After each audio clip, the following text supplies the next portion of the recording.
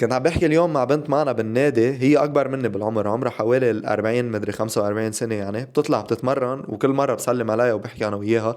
عندها 3 أولاد، وقالت لي اليوم إنه كتير عم بياخدوا جهد منا أولادها، مش عم فيها تلحق بين النادي وبين إنها تهتم بالأطفال تبعها وهيك. قلت لها إيه، إنه الأولاد بياخدوا جهد يعني من الشخص.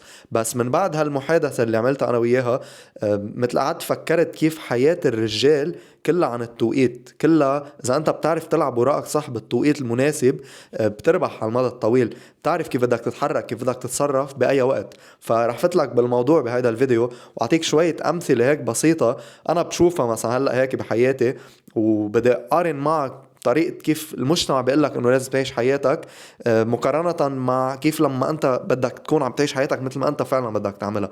يمكن تفكر اني اناني او عم اقول لك انه ما بدي اجيب اولاد، بس بلا بدي اجيب اولاد بالمستقبل، بس صير جاهز. بس انا مثلا هلا بشوف كتير ناس، وبعرف ناس كانوا معي بالمدرسة كمان، حوالي 27 سنة. عمري انا هلا 29. على 27 28 انت اذا كنت على تطوير الذات، اذا كنت عم تعمل الامور الصح، يمكن عم تروح تتعلم، عم تقدر تطلع تشتغل، على هيدا العمر انت بتبلش تنضج. وبس تنضج بيجيك مصاري اكتر، بتترقى بشغلك. حتى مديرك اذا عم تشتغل مثلا وظيفة، مديرك بيطلع فيك بيقول رح يصير عمرك 30، يعني هيدا زلمة خلص صار ناضج فكريا، بقدر اني امن عليه اكتر، بقدر اعطيه مسؤوليات زيادة. ومع المسؤوليات الزيادة بيرتفع شأنك بالشغل، بتصير تطلع مصاري اكتر. شو بيعملوا معظم العالم بهذا الوقت؟ بيقولوا لك بروح بتجوز. وانت بتروح ومثل بتاخد هيدا الربح يلي انت طلع لك اياه من المصاري الزايدة، وبتروح بتحطه ببيت، بتروح بتحطه بعائلة، بتقول انا هلا هيك بدي اتجوز وانا قادر هلا انه اسس حالي. بس انت بعد منك عارف شو رح يصير بعد ال30 معك. يعني انت هلا اذا ما اخذت هيدا القرار، ما قلت لحالك انا هلا عمري 29، ما عم طلع مصاري، عم بقدر اني يكون فعلا عم بتألق وعم بتحسن، رح اخد هول المصاري ورح روح حطهم ببيت، بيكون معك 20,000 25,000، بتحس حالك انه ايه انا قادر اخد هيدا القرار. بس انت ما معك مصاري اكتر، ليه ما بتاخد هالمصاري اللي عم بتطلعهم بتستثمرهم بحالك، او بترجع بتحطهم بشي رح يعطيك مصاري زيادة على المدى الطويل، كرمال لما انت تقرر انك تجيب اولاد، انك تقرر انك تعمل عائلة، يكون معك مصاري اكتر من مجرد هيدي الزودة اللي طلعت لك، اذا عم تفهم علي. يعني انا بعرف كتير ناس بيكون مثلا عنده اولاد ومجوز وعم بيركض، ما تواخذني ركضة الكلاب، كرمال يقدر يأمن لهم هالحياة، بس ما بيقدر انه هو يكون كمان مركز على حاله. انا شو بستفيد اذا جبت اولاد وكنت عم بشتغل من الفجر للنجر، كرمال نقدر بس نعيش على الحد الادنى وما نكون مرتاحين بحياتنا؟ انا ليه بدي اجني على اولادي انه يجوا على هيدي الدنيا وانا ما اكون قادر انه اكون على قد الحمل؟ انا هيك بفكر. انا هلا مثلا عمري 29، الحمد لله معي مصاري، قادر اني اتكل على حالي، قادر اني جيب امور لنفسي انا. بس هل قادر اني اتجوز؟ هل قادر انه جيب مثلا بنت على حياتي واقول لها اوكي بدنا نتجوز انا وياك ونجيب اولاد وناسس عائله سوا؟ بقدر اعملها، بس قد ايه بكون عم بحط حالي بموقف عم ضعف حالي. انا ما بدي اضعف، بدي اقوى. انا بدي كل ما يقطع الوقت اتحسن اكتر واكتر. مش عم بقول لك ما بدي اتجوز، بلا رح يوصل نهار واكيد رح اتجوز، بس رح كون جاهز لها. تاني شغله، انك تطلع مثلا على النادي. في كتير شباب مثلا من وراء انه يتجوز، او من وراء انه يجيب اولاد، او من وراء انه يقرر انه يمكن ما كان يتمرن لما كان اصغر، بس صار عمره 30 بقول لك انا بدي اروح اتمرن. اوكي فيك تروح تعملها، فيك تروح تبلش تتمرن، بس اي متى كان التوقيت المناسب انك انت تروح تتمرن؟ كان لما كان عمرك 18، لما كان عندك الوقت، لما كان عندك الطاقة، كان فيك انت تطلع وتشيل اوزان اتقل وتبني هيدا الاساس لحالك جسديا، كرمال انت تلاقي هيدا الشغل على بعدين. لانه انت اذا بتجي بتطلع فيها يكون عندك 6 باكس مثلا انت عمرك 20 21، منا شيء مميز. كتير شباب من عمرك بيكون عندهم 6 باك، لانه انت جسمك بيكون بيحرق فات اسرع. بتكون كمان انت اذا يمكن بتطلع بتتمرن مره او مرتين بالجمعه، هيدا الشيء بيأدي. انا بتذكر لما كنت ضعيف كان وزني 50 كيلو كان عندي 6 باكس، مش انه كانت شيء عظيم. بس لما تقدمت بالعمر، لما صار عمري هلا 29، لما اطلع ولاقي انه عندي 6 باكس، هيدا الشيء بيميزني لإلي، لانه مش كتير عالم من عمري عاملين هيدا الشيء. مش كتير عالم من عمري قادرين يضلوا مثابرين على انه يطلعوا يتمرنوا. مش انه بدي نفخ لك بحالي، لاني اخذت القرارات المنيحه بالوقت المناسب، بس كان عمري 18 قدرت انه لاقي النتيجه على كبر. نفس الشيء بالمصاري، نفس الشيء بالشغل، نفس الشيء بكل شيء. ما بعرف ليه نحن عنا هالعقليه انه انا بدي اربح هلا. في كتير شباب حتى بشوفهم بيكون عمره 21 22، بخلص مثلا جامعه، بيلاقي مثلا اول شغل بيقبض 1000 2000 دولار مثلا. شو بيروح بيعمل؟ اول شيء بيروح بيشتري سياره، بيسحب سياره من الشركه وبيركب ديون على حاله، بضل عم بقسط فيها. بتشوفه انت ايه عم بيسوق مرسيدس او بي BMW موديل السنة بتفكروا يا لطيف هو انه مزبط وضعه على الاخر وعايش هالحياة الهنية، مع انه هو انه عمره 22 23 كيف لحق انه يقدر يطلع على المصاري، بس مركب دين على حاله رح يضل عم بقسط بهالسيارة من هلا 10 سنين. شو بتكون انت عم تعمل؟ شو بتكون عم تبرهن انت لحالك لما تعمل هيك؟ بعرف انه حلو النجاح، حلو انك تقدر تشتري الامور يلي انت بدك اياها، بس انت الامور يلي عم بتركب ديون على حالك هلا لتشتريها كرمال تفرجي للعالم انه انا عم بتجوز، انه انا مسؤول، عم بقدر جيب اولاد، عم بقدر افتح بيت وعمري 25 26، طلع فيها انت مثل التفاحة. انت التفاحة يلي على الشجرة بتقطفها قبل ما تصير مثمرة، مش رح تكون طيبة، رح تكون مرة، مع انه التفاحة يلي على الشجرة مش ما بفهم كتير بالزراعة، بس انه بتشوفها لونها اخضر، بس اذا بتيجي بتدوقها بتحس طعمتها حامضة، بينما اذا بتخليها للتفاحة على الشجرة وبتنطرها انت لتسمر اكتر واكتر وتنضج وتصير عن جد خرج انك تقطفها، ساعتها بتقطفها للتفاحة وبتتلذذ انت عم تاكلها. نفس الشيء بالحياة. اف شو قوية هيدي، هيك ما كنت مخطط لها طلعت. نفس الشيء بالحياة خيي، نفس الشيء انه انت انطر صبار على حالك على التوقيت المناسب، عرف امتى تعمل الامور، عرف امتى تاخد القرارات كرمال تقدر انت فعلا تطلع يعني بالشيء اللي عملته، وتطلع بكل هيدول الاوقات يلي انت كنت عم تشتغل فيهم لحالك من دون ما حدا يتطلع عليك، كله رح تقدر انت تفهمه بالمستقبل، كله رح تتطلع فيه ورح تقول منيح ما عملت انا هيدي الشغله، منيح ما تجوزت لما كان عمري 29، منيح نطرت اكتر على حالي.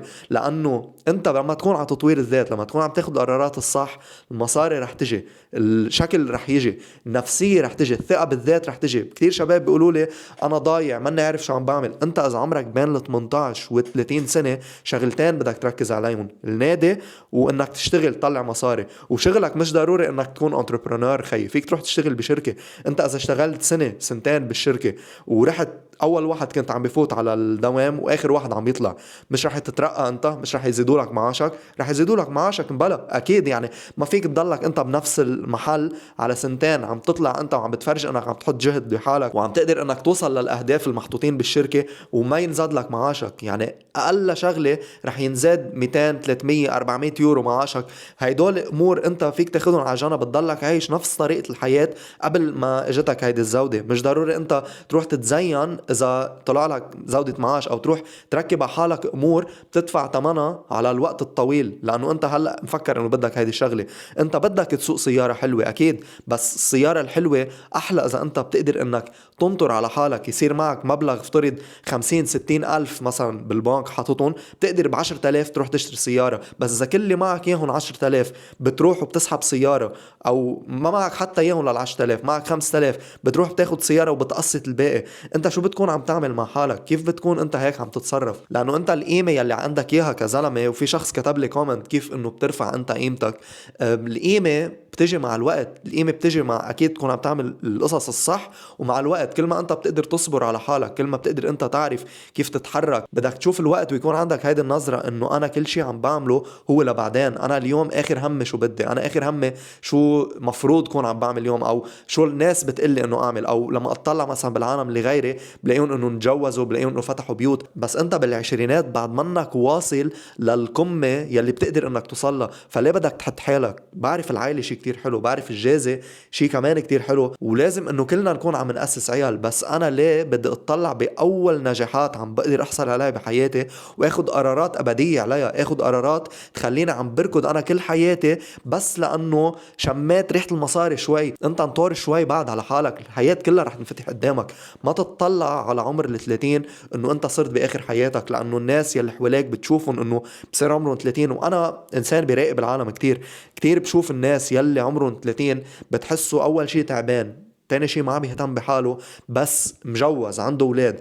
انت كيف عم بتكون قدوة لاولادك اذا جايب اولاد وما عم بتكون حد منهم؟ بتذكر انا هيدي الصورة منيح، كنت عم بشتغل بالفرن وقتها، من اول اشغال كنت عم بشتغلهم بحياتي. اشتغلت بالمكتبة، رجعت نقلت على الفرن كمان، وبالفرن كان معنا زلمة كبير بالعمر بيشتغل على براد الجبنة.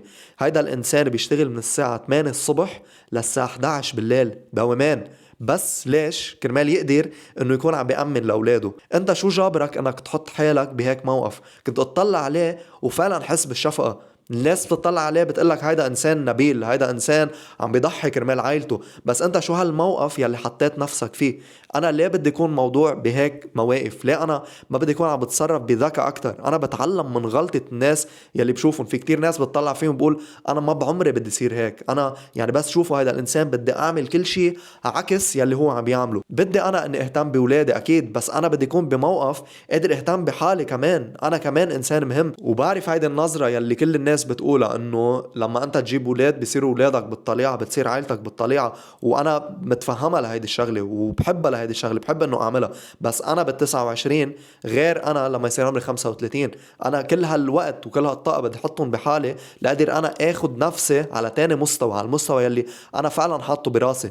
بينما اذا بجيب مثلا انا هلا بنت بتجوزها، اذا بجيب انا هلا اولاد، اذا بجيب عائله بفتح خوازيق بعد على حالي، كيف بدي لحق؟ كيف بدي لحق يكون عندي انا كمان طموحات؟ كيف بدي لحق اني اقدر كمان انا ارفع من شأني اكتر واكتر؟ لانه تطلع فيها الناس الناجحين بيتجوزوا، بس بيتجوزوا بعدين، لانه ما فيك تكون انت ناجح وين ما كان. ما فيك تكون ناجح بالعائلة وناجح بالشغل وناجح بالنادي، بدك تنقي وحدة او اتنين تقدر تركز عليهم. وانا بالنسبة لي هلا شغلي والنادي هيدول بالطليعة، هيدول بالاولوية، وكله بيجي من بعده. انا اذا ما كنت مبسوط بشكلي ومش عم طلع مصاري، كيف بدي اوثق بحالي اني اروح حتى احكي مع بنت؟